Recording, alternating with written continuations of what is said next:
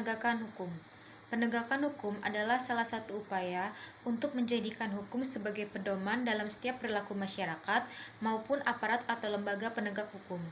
Penegakan hukum merupakan syarat terwujudnya perlindungan hukum.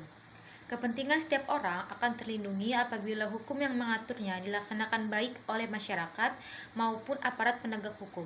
Contohnya, perlindungan hukum konsumen akan terwujud apabila Undang-Undang Perlindungan Konsumen dilaksanakan dan ditegakkan. Tanpa penegakan hukum, maka hukum tidak berfungsi dan pelanggarnya akan terus mengulanginya tanpa efek jera. Pentingnya perlindungan dan penegakan hukum di Indonesia. Menurut Tim Kemdikbud 2017 halaman 37, perlindungan dan penegakan hukum sangat penting untuk dilakukan karena dapat mewujudkan hal-hal antara lain: 1. Tegaknya supremasi hukum. Supremasi hukum bermakna bahwa hukum mempunyai kekuasaan mutlak dalam mengatur pergaulan manusia dalam berbagai macam kehidupan. Dengan kata lain, semua tindakan warga negara maupun pemerintahan selalu berlandaskan pada hukum yang berlaku. Tegaknya supremasi hukum tidak akan terwujud apabila aturan-aturan berlaku tidak ditegakkan baik oleh masyarakat maupun aparat penegak hukum. 2. Tegaknya keadilan. Tujuan utama hukum adalah mewujudkan keadilan bagi setiap warga negara. Setiap warga negara dapat menikmati haknya dan melaksanakan kewajibannya merupakan wujud dari keadilan tersebut. Hal itu dapat terwujud apabila aturan-aturan ditegakkan. 3. Mewujudkan perdamaian dalam kehidupan di masyarakat. Kehidupan yang diwarnai suasana yang damai merupakan harapan setiap orang. Perdamaian akan terwujud apabila setiap orang merasa dilindungi dalam segala bidang kehidupan. Hal itu akan terwujud apabila aturan-aturan yang berlaku dilaksanakan dengan baik. Faktor penunjang keberhasilan perlindungan dan penegakan hukum. Menurut Sujarno Soekanto dalam Tim Kemdikbud 2017 halaman 38, keberhasilan proses perlindungan dan penegakan hukum tidak hanya menyangkut ditegakkannya hukum yang berlaku, melainkan sangat bergantung pada beberapa faktor yang diantaranya: 1. Hukumnya. Hukum, peraturan, atau undang-undang yang dibuat tidak boleh bertentangan dengan ideologi negara, harus sesuai ketentuan konstitusi negara dan cocok dengan kebutuhan masyarakat. 2. Penegak hukum. Penegak hukum harus menjalankan tugasnya dengan baik sesuai dengan perannya masing-masing yang telah diatur dalam peraturan perundang-undangan, serta menjadi panutan sehingga dapat dipercaya integritasnya oleh semua masyarakat. 3. Masyarakat. Maksudnya, warga masyarakat harus mengetahui dan memahami hukum yang berlaku serta menaatinya dengan penuh kesadaran akan pentingnya dan perlunya hukum bagi kehidupan. 4. Sarana atau fasilitas yang mendukung penegakan hukum. Sarana atau fasilitas yang mencakup tenaga manusia yang terdidik dan terampil, organisasi yang baik, peralatan yang memadai, keuangan yang cukup, dan sebagainya. Dan 5. Kebudayaan. Kebudayaan mencakup nilai-nilai yang mendasari hukum yang berlaku. Nilai-nilai mana yang merupakan konsepsi-konsepsi abstrak mengenai apa yang dianggap baik sehingga dianut dan apa yang dianggap buruk sehingga dihindari. Pengertian perlindungan hukum adalah suatu perlindungan yang diberikan kepada subjek hukum dalam bentuk perangkat hukum yang bersifat preventif maupun yang bersifat represif. Ada pula yang tertulis maupun tidak tertulis. Menurut Sajipto Raharjo, perlindungan hukum adalah memberikan pengayoman terhadap HAM yang dirugikan orang lain, dan perlindungan itu diberikan kepada masyarakat agar dapat menikmati semua hak-hak yang diberikan oleh hukum. Suatu perlindungan dapat dikatakan sebagai perlindungan hukum apabila mengandung unsur-unsur berikut ini.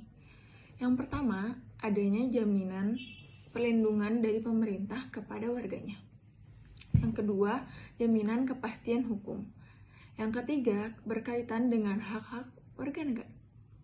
Yang terakhir, adanya sanksi hukuman bagi pihak yang melanggarnya. Di Indonesia sendiri ada beberapa contoh kasus, salah satunya adalah perlindungan hukum terhadap konsumen untuk melindungi hak-hak konsumen dari berbagai ketidakadilan yang diberikan oleh produsen. Perlindungan hukum terhadap konsumen diatur dalam Undang-Undang Republik Indonesia Nomor 8 Tahun 1999 tentang perlindungan konsumen. Perlindungan hukum diberikan juga kepada tersangka sebagai pihak yang diduga telah melakukan pelanggaran hukum. Hal ini berkaitan dengan hak-hak tersangka yang harus dipenuhi agar sesuai prosedur pemeriksaan yang diatur dalam undang-undang.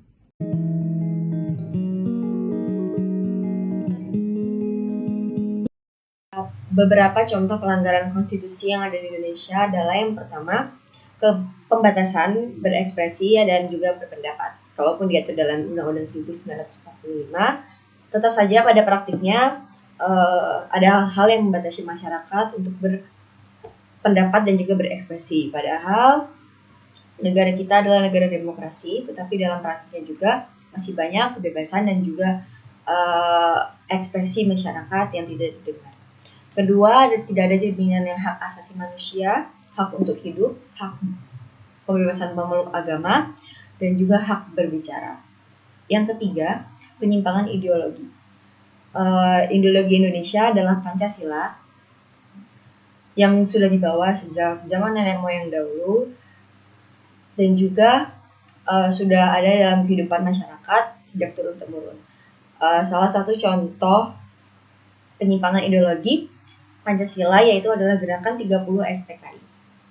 Lalu ada contoh pelanggaran konstitusi yaitu kehadiran pegawai negeri atau pejabat dengan banyaknya jabatan atau merangkap jabatan. Tentu ini melanggar konstitusi dan tidak sesuai dengan undang-undang serta tidak sesuai dengan prinsip good governance yang terjadi di zaman Presiden Soekarno.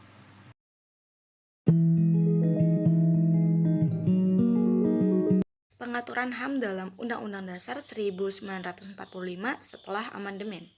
Hasil amandemen UUD 1945 memberikan suatu titik terang bahwa Indonesia semakin memperhatikan dan menjunjung nilai-nilai hak asasi manusia yang selama ini kurang memperoleh perhatian dari pemerintah. Amandemen kedua Undang-Undang Dasar 1945 telah memunculkan satu bab khusus mengenai hak asasi manusia, yaitu bab 10A.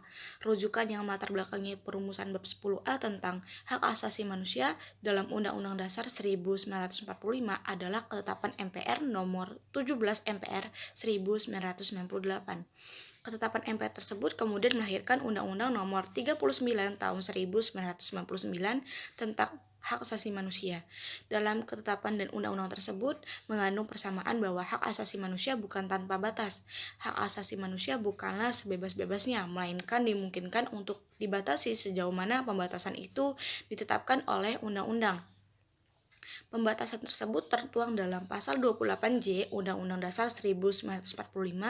Pembatasan yang tertuang dalam pasal 28J mencakup dari pasal 28A sampai 28J UUD 1945.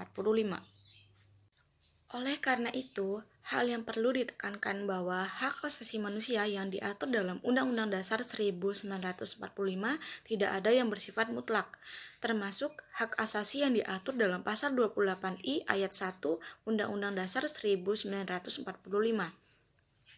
Pembatasan mengenai hak asasi manusia juga terdapat dalam ketetapan MPR nomor 17 MPR 1998 tentang hak asasi manusia yang kemudian dijabarkan lebih lanjut dalam Undang-Undang nomor 39 tahun 1999 tentang hak asasi manusia. Ketentuan hak asasi manusia dalam UUD 1945 menjadi basic law adalah norma tertinggi yang harus dipatuhi oleh negara. Pengaturan hak asasi manusia di Indonesia berdasarkan UUD 1945 yang menegaskan bahwa untuk menegakkan dan melindungi hak asasi manusia sesuai dengan prinsip negara hukum yang demokratis, maka pelaksanaan hak asasi manusia dijamin, diatur, dan dituangkan dalam peraturan perundang-undangan adalah dengan menetapkan Undang-Undang nomor 39 tahun 1999 tentang hak asasi manusia, meskipun undang-undang tersebut ditetapkan sebelum amandemen kedua. Pengaturan hak asasi manusia dalam Undang-Undang Dasar 1945 sebelum amandemen Undang-Undang Dasar 1945 diatur sebagai hak dan kewajiban warga negara Republik Indonesia yang di dalamnya terkandung nilai-nilai hak asasi manusia dan diatur dalam pasal 27 sampai pasal 34. Setelah perubahan kedua Undang-Undang Dasar 1945, terdapat penambahan pasal mengenai hak asasi manusia di mana hak asasi manusia ini harus dijamin oleh konstitusi. Penambahan tersebut dalam Undang-Undang Dasar 1945 yakni bab 10A tentang hak asasi manusia dari pasal 28A sampai pasal 28J. Pengaturan hak asasi manusia awalnya hanya memuat 6 pasal yang mengandung tentang hak asasi manusia.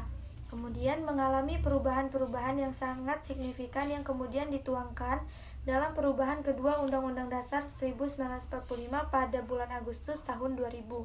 Sebelum perubahan kedua dilakukan, telah terdapat beberapa peraturan-peraturan perundang-undangan yang dapat dikatakan sebagai pembuka terjadinya perubahan.